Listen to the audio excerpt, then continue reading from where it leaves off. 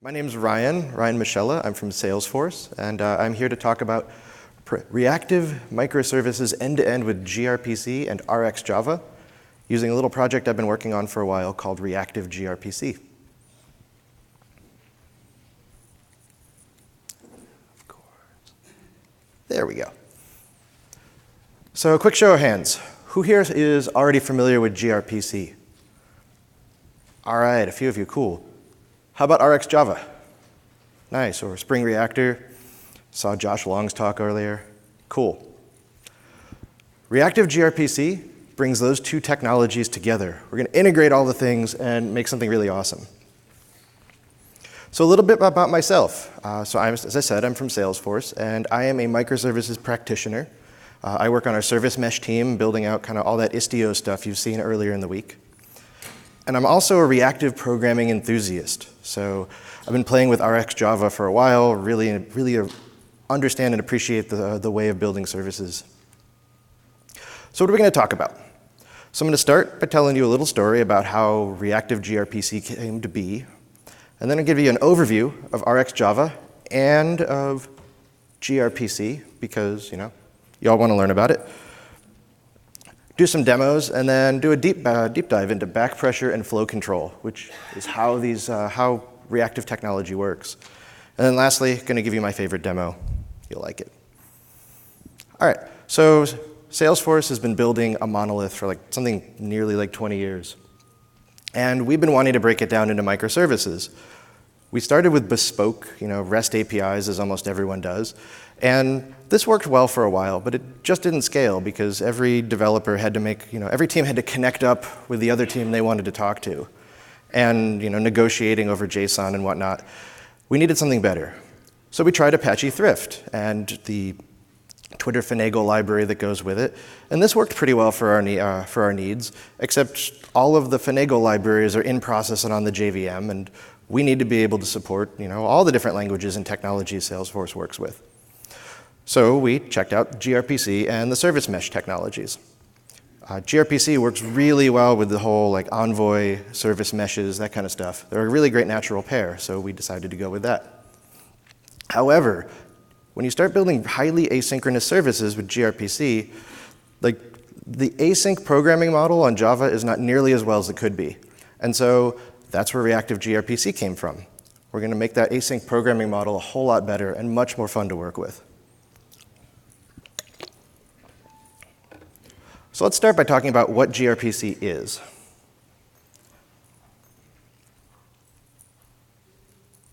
There we go. All right, so what is gRPC?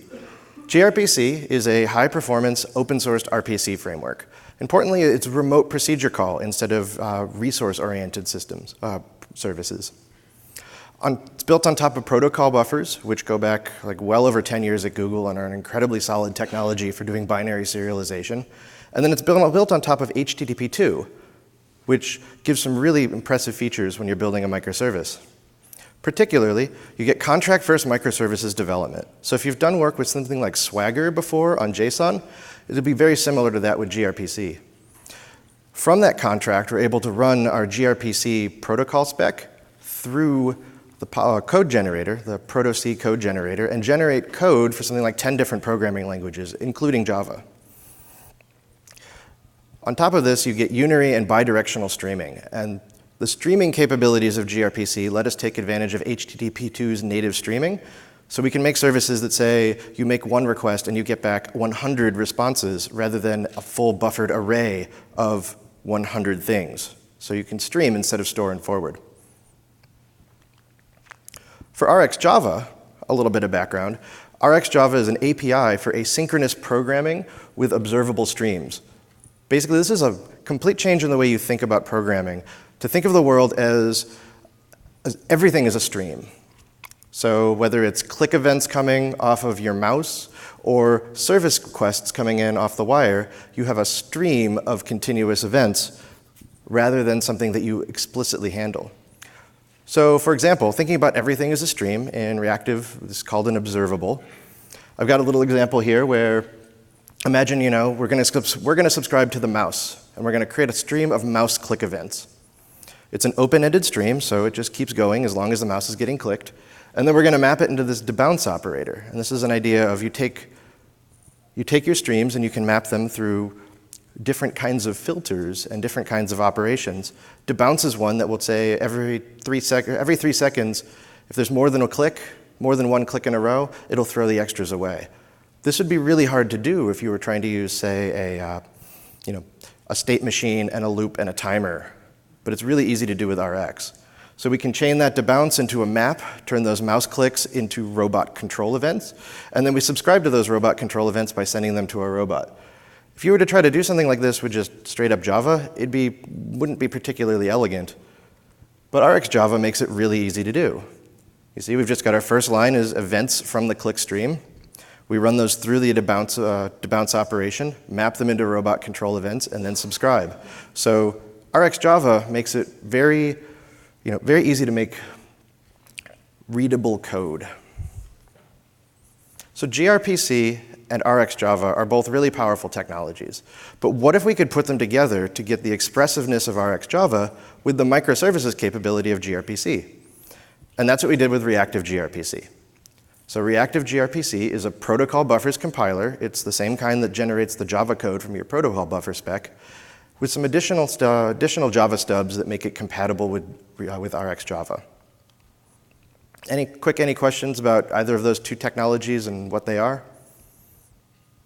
Awesome. Let's do a demo, because every technology demo needs to start with hello world. Let's take a look. What we're going to see is initially just using gRPC to do hello world, just kind of lay the foundation. On top of that, I'm going to show you how Reactive gRPC builds on top of that. We're going to look at the protocol buffer IDL, interface definition language, and the code that's generated by the protoc compiler. Quick word on names. RxJava has for what it calls its streams, it has these two types, single and flowable. A single just means a stream of 0 or 1 things of T. A flowable is an infinite stream of things. They both support the same API. They're just a different way to represent the same concept.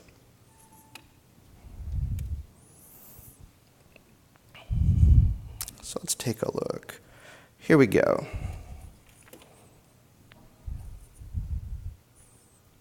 So the first thing we're going to look at is a gRPC, the first thing we're going to look at is our protocol buffer.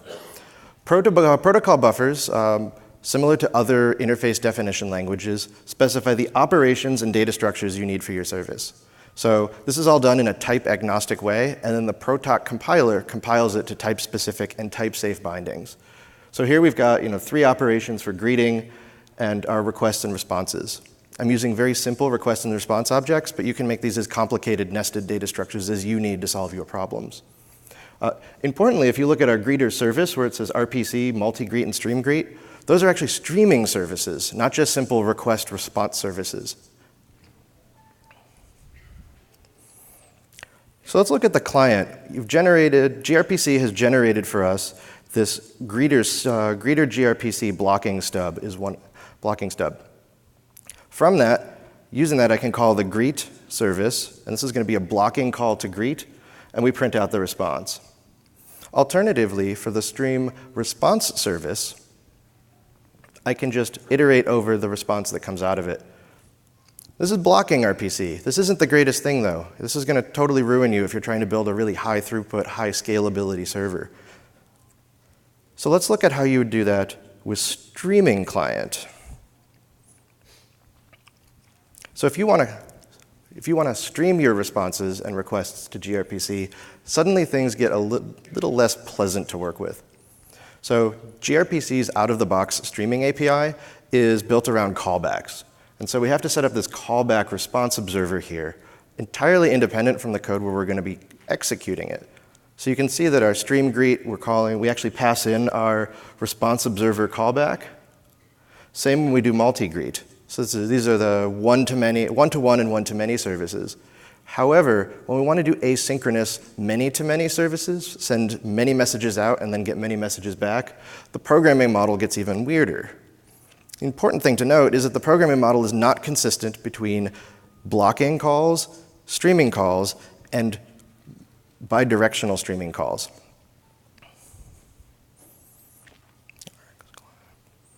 All right. So let's look at how this is different when we use Reactive gRPC. So reactive gRPC is also a gRPC code generator. You just plug it into your build, and it generates the same kind of stub, only now we have this Rx greeter stub instead of a blocking stub or a streaming stub. So when we call our unary service, it's pretty straightforward. We set up our request object, and this is where we do the single.just to make a stream of just one thing. To that stream, we call the as operator, which transforms and calls our microservices. So stub.greet is what we're calling here. We take the result of that, perform the map operation, which is going to take that gRPC response object and transform it into a string by calling its getMessage operation. And finally, we're going to call systemout.println. Where reactive gRPC starts to really show its benefits is that calling bidirectional and streaming response services follow the same pattern. Like, notice that the programming model didn't change. We just do the same thing. In this case, for calling a service, we're going to do stub. In fact, it looks exactly like calling a unary service to call a streaming response.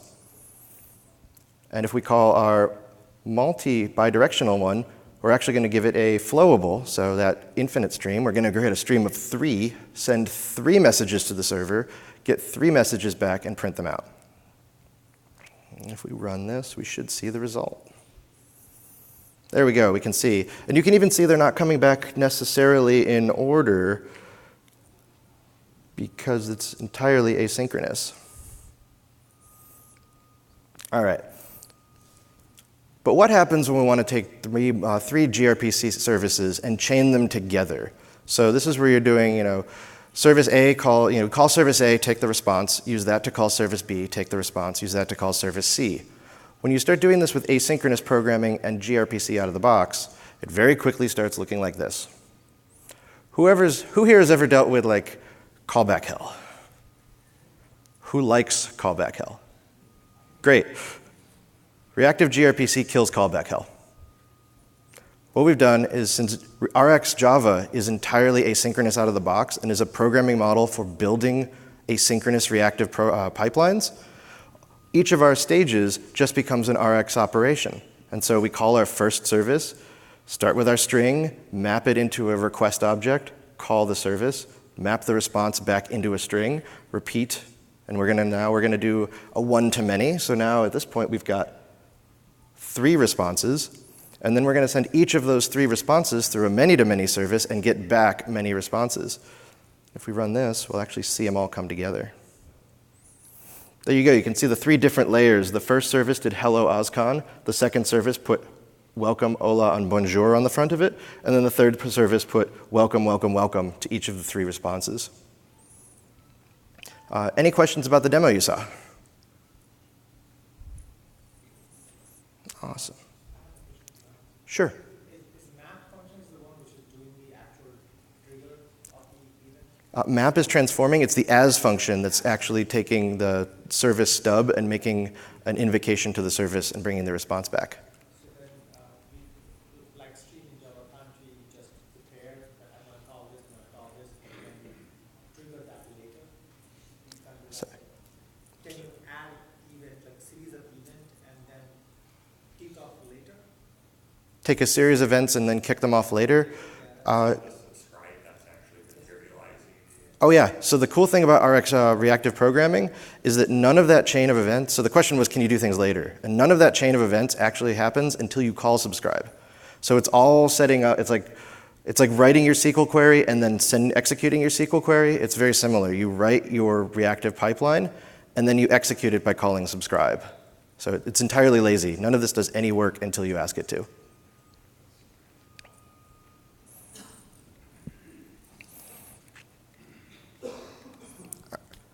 All right, so what did we see? We saw the hello proto defines the operations and data structures of our service.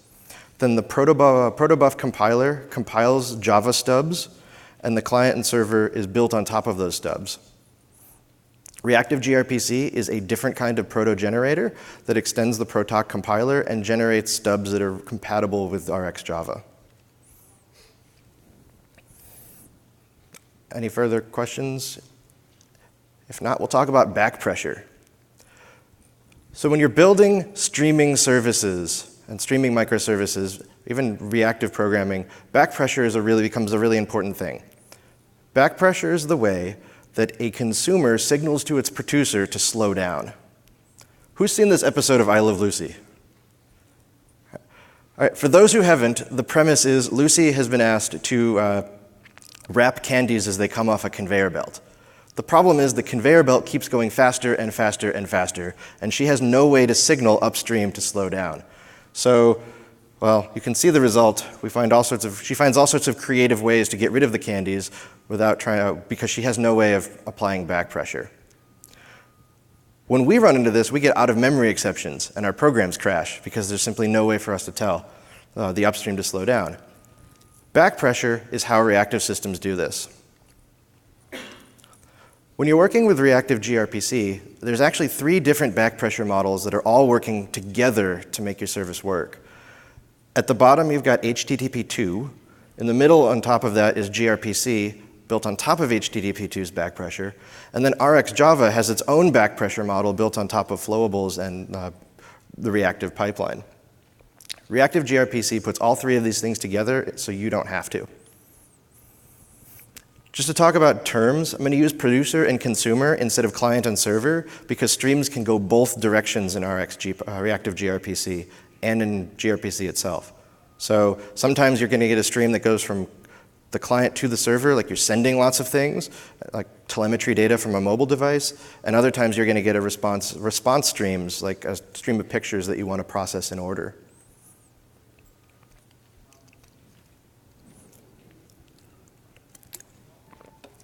So let's start with the bottom of the stack at HTTP2.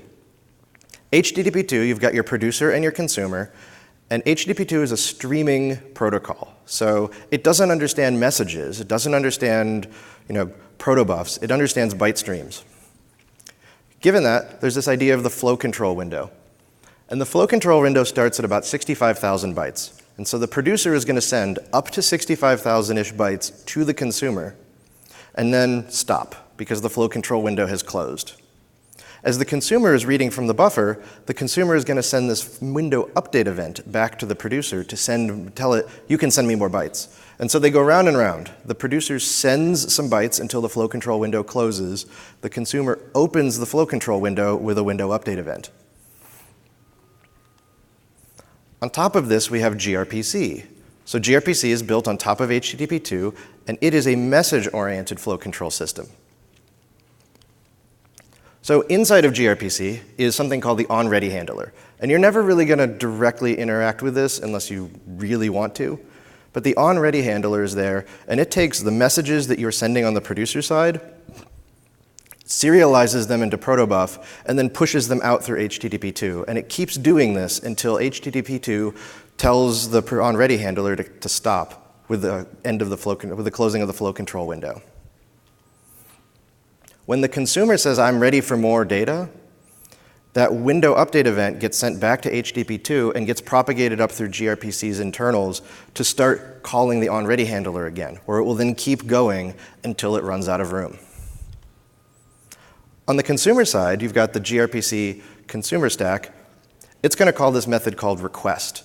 And request pulls data out of the flow control buffer in HTTP2, deserializes it back into a protobuf message, and then calls onNext back up the stack. If you saw in the gRPC asynchronous example, was actually you could see the direct implementation of that onNext method. Finally, it goes around this loop, pulling data out, deserializing data out until the buffer on the consumer side starts to run low, and that sends a window update event over HTTP2 back to the producer to start the process again. There's a third layer, and this is what's happening in RxJava. And also, we support Spring Reactor, which is a very similar process. In RxJava, you've got in-memory message-based flow control. So the consumer side is, say, an observer calling request down the stack. So it would call request to, say, your reduce operator, which calls request to the map operator, which calls request down to the producer, which is actually making the events. Like this could be the producer may be the mouse thing, and it's going to wait until on next. When the observable has the event, it then calls onNext back up. And so RxJava's flow control works that it's consumer driven. So the consumer calls down the stack, and then the producer sends a message back up. When you put all three of these together inside of a reactive gRPC, you get something that looks vaguely like, well, exactly like this. On the producer side, the gRPC onReady handler is actively pulling messages from the observer until the flow control window closes. On the consumer side, your observer is pulling messages down from gRPC, which ultimately pulls them out of the HTTP2 buffer. And HTTP2 itself is mediating over the wire. So you've got three different flow control kind of zones all working simultaneously with reactive gRPC. Luckily, all of this is happening under the covers. You never directly interface with any of this stuff because it looks like that. And it's pretty crazy. Luckily, it's all implemented for you. Any questions about like the details of the different flow control systems and how they interact inside of reactive gRPC? Why do you need all three? Great question. You need all three because reactive gRPC binds gRPC to RxJava. RxJava already has its flow control built in, and gRPC already has flow control built in. And if we don't join those two together, then you're not able to put back pressure down the reactive stack through gRPC over the wire into the producer. So this way you can actually get, reactive gRPC gives you back pressure over the wire through microservices. And you can even have back pressure go like down across the wire through one service, up through another call to another service, up. You can get chained microservices and have back pressure all the way through. It completely kills store and forward.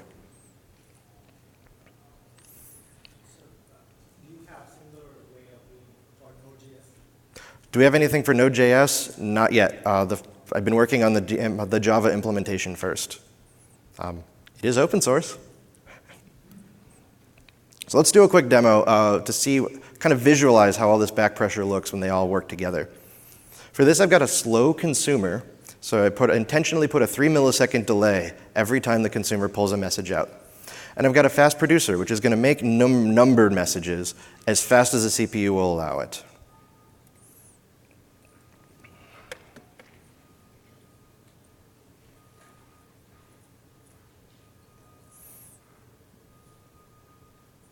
Here we go. So let's get this going. So what we're seeing here is this bottom line is nice and smooth. That's the consumer line that's pulling a message out every 3 milliseconds. The producer line is this staggered stair-step one. And it's hard to tell, but the verticals aren't exactly vertical. They're actually got a little lean to them. What's happening there is every time the the top line jumps, that's the producer making a bunch of messages and filling up the HTTP2 flow control window. And then the consumer puts back pressure on and says, stop sending me messages. And that's when things go horizontal until the consumer has pulled enough data out that it's ready to start receiving more. And then the producer produces a whole bunch more. If there was no back pressure, you'd see the consumer line would be this diagonal, and the producer line would basically go straight up as it makes messages as fast as the CPU can handle it. And then somewhere in the middle would be a buffer overflow or an out-of-memory exception, and my whole demo would crash. So we've got back pressure.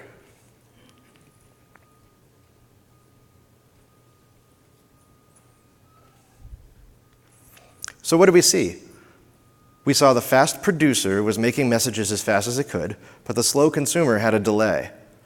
The producer was outpacing the slow consumer very quickly and filling up the HTTP2 flow control buffer, so the producer was being told to slow down by the stack.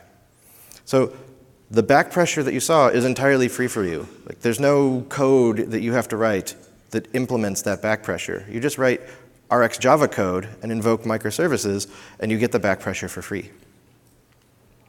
Any questions on what we saw? Yeah.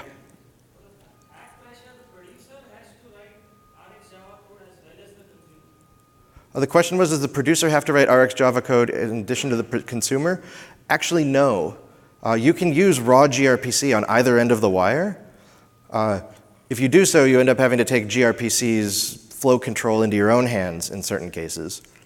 But Reactive gRPC, you can call a gRPC, like a native gRPC service in either way. You don't have to use it on both ends.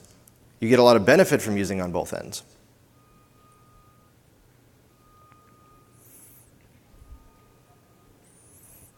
All right, let's take a look then at my last demo. So we're going to do now an applied demo where we're going to use reactive gRPC to build a kind of a more realistic application. And this is going to be like an IRC chat application with 3 different types of interfaces working with it. A command line application, a JavaFX desktop application, and an Android mobile application. So the architecture looks somewhat like this. We'll have our server running in the middle. We'll have 3 different clients connecting to the server. We're going to send 2 kinds of RPCs. One is going to send a chat message to the server, publishing every time the user sends a message. And that's going to return back an empty, which is just gRPC's way of saying I don't care what the response is. We're also going to subscribe to a stream of chat messages. And that's what we're going to do to get the message content, all the messages coming back.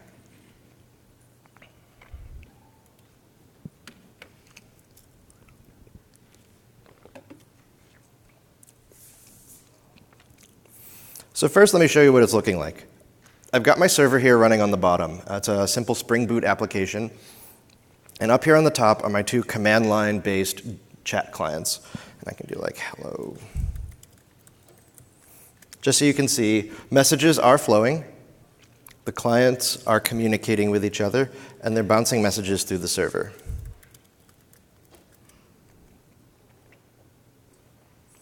So let's look at what that looks like in code. First, we're going to take a look at the server side. So on the server side, I'm using this reactive, this RxJava class called a publish subject.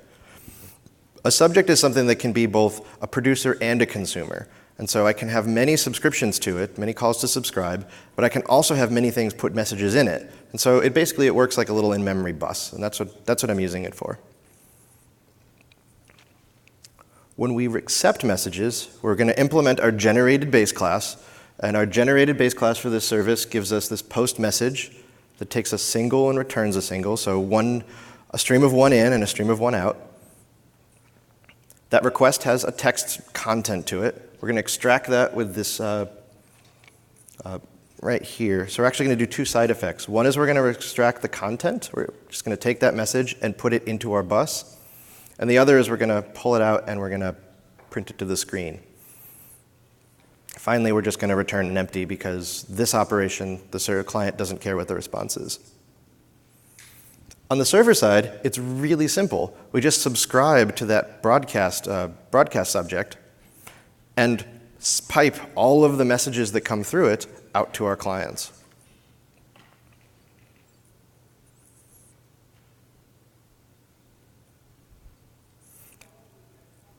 So the chat client that we wrote, the little command line one, this is the important parts of it.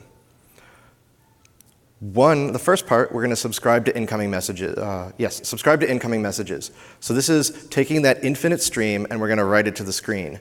So we make our initial request, which is just an empty request because the server doesn't care. This as operator is what we use to call the service itself. So we're going to call the stubs get message. Take the response back, apply a filter to the streamed responses, so that any message that comes back that's our own message, we don't want to print that to the screen. And finally, we call subscribe, which is what executes this pipeline. And with subscribe, we're saying every message that we get in our subscription, we're just going to print the content out to the screen. Publishing messages, this is where the user types something in and sends it. This is a little bit more interesting since we're from the command line.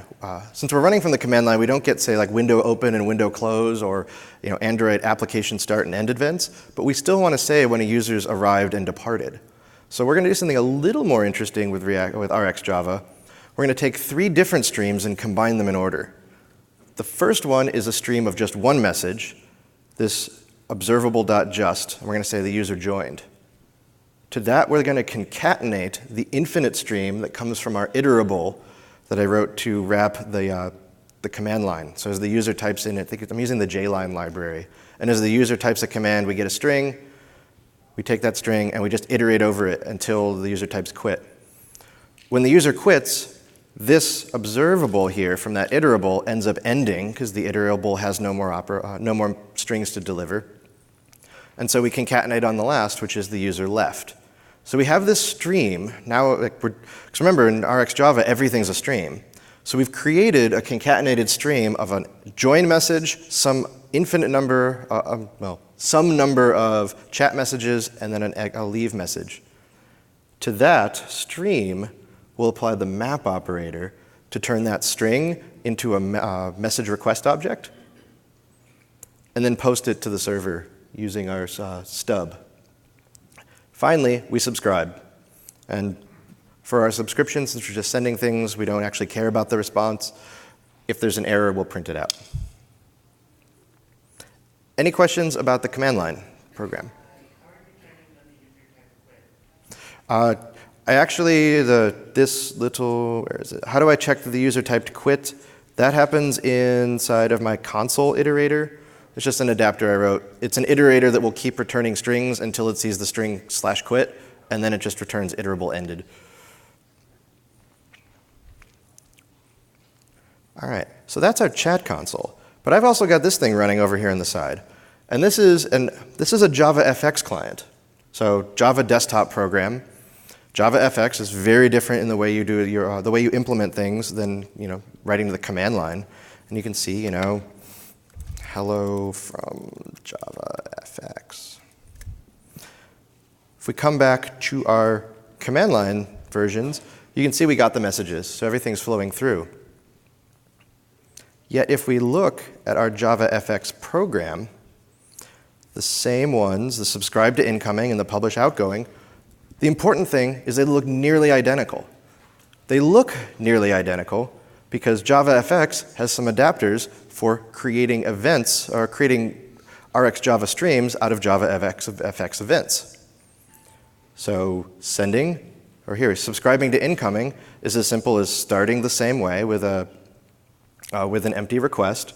We're going to do this extra little trick, which is we're going to subscribe on the IO thread, call our service, map the response, call our service, map the response. So this is going to get the message.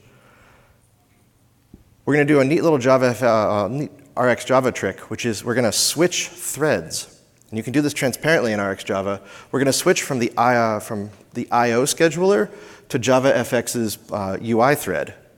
And then from that point forward, whenever we get a message, we're going to subscribe and append the text to our text box. So that's this messages. Messages is actually a text box. Oops. Yeah, you can see it's a text area right there. So we're going to switch. The important thing is we're going to switch to the UI thread and then make a change to the UI. Similarly, when the user clicks that send button, we subscribe to that infinite stream of clicks using the JavaFX observable actions of send, and send is my button here.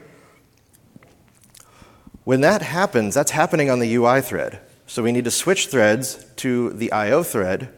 From the IO thread, we're going to take the text content, turn that into a service request, post that service request, and then when we get the response back from the server, since this is a stream, we're going to get back the response, and we're going to use that to clear the screen. So we had to switch back to the UI thread again to make changes to the UI. Any questions about the code? Awesome. Now let's look at one more kind of client. And for that, I'm going to show off the Android client. You can see it's already getting messages.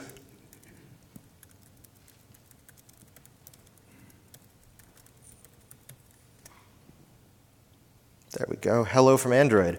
All three of these clients are interacting with the same server. Now, we're doing gRPC from Android. Turns out that gRPC is a great programming, great RPC, great framework for doing remote procedure call to and from mobile devices.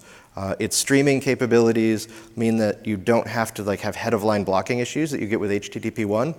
So it works really well in constrained environments like mobile.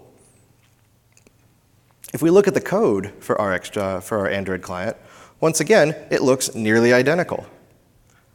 There's a library called RxAndroid that creates RxJava bindings for Android user interfaces. So this is pretty cool. We're using the same code to make an Android application, a desktop application, and a command line application. Even though if you go to the documentation, the way you write these normally write these kinds of UIs is entirely different. So very similar, we trigger by, here we go, subscribing to incoming messages. We trigger it by creating an empty, switch to the I/O, invoke our service, and map the response.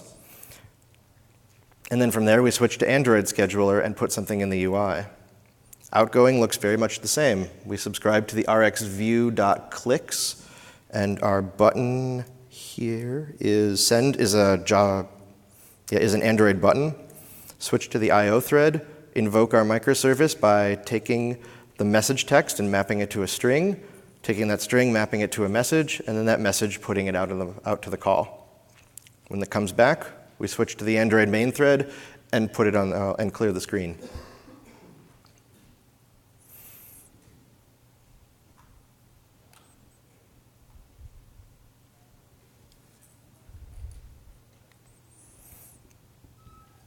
So what did we see? We saw that Reactive gRPC makes it really simple to write streaming operations for your services and for your clients. We saw 3 different kinds of clients using the command line JavaFX and Android, and importantly, they all use the same style of programming and nearly identical code.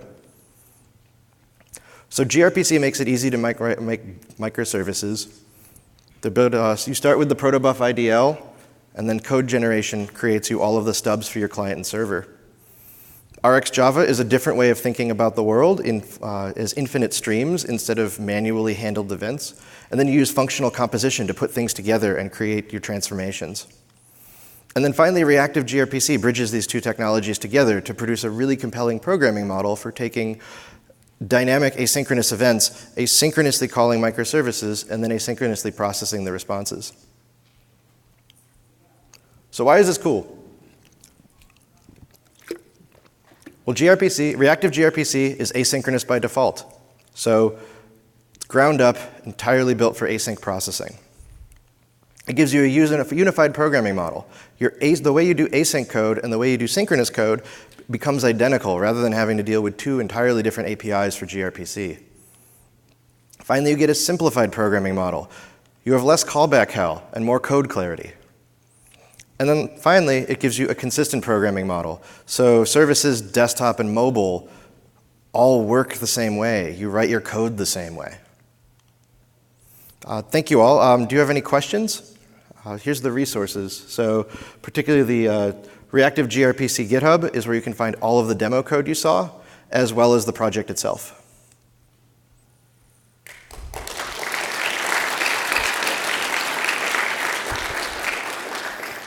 Any questions? You mentioned the support for Spring Reactor. Yes. How, is it as good as something that we just saw, or is it still in development? How advanced it is? Spring Reactor, full parity. Okay. So everything you saw with RxJava, there's full parity for Spring Reactor. So if you followed along with Josh Long's presentation earlier about doing reactive Spring, you can plug this right in.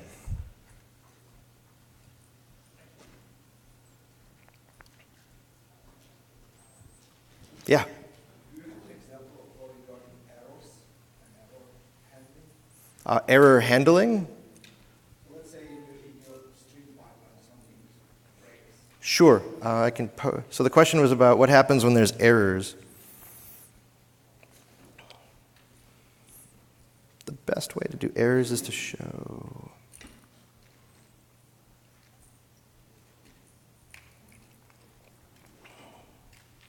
So what happens with errors in RxJava Reactive gRPC deals with errors the same way RxJava deals with errors. We try to map gRPC from protocol errors back into RxJava structures.